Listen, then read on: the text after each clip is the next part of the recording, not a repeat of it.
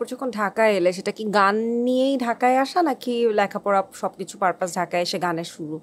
আমার ব্রেনের ভিতরে গান ছিল, বাট আমার বাসায় বলতে হচ্ছিল আমার পড়াশোনা। আচ্ছা।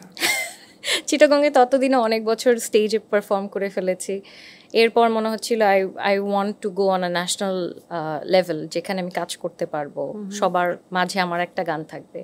ওখান থেকেই শুরু, চিটাগং থেকেই আসলে আমার পপুলার গানগুলোর রেকর্ডিং করা। অ্যান্ড 2010-এ আমি একটা সুন্দর সুযোগ পাই, আমি আমার পড়াশোনার জন্যই ঢাকায় চলে আসি। আমার দাদু বাড়ি এখানে, সব কিছু। আমি ছোটোবেলায় অনেকটা সময় নানুর বাড়িতে পার করেছি, চিটাগং আমার নানুর বাড়ি। সব শেষ করার পর যখন আসলাম তখন তো আমাকে আর কেউ থামাতে পারে না। এবার আমি আমি আমার মতো করে কিভাবে কি করতে হবে খুঁজে খুঁজে আমি প্রচণ্ড রকমের প্রশ্ন করি। তো মানুষকে প্রশ্ন করতে করতে এটার উত্তর খুঁজতে খুঁজতে খুঁজতে তারপর একটা জায়গা পর্যন্ত পৌঁছানো, সেখান থেকে কাজগুলো কিভাবে কিভাবে আসা,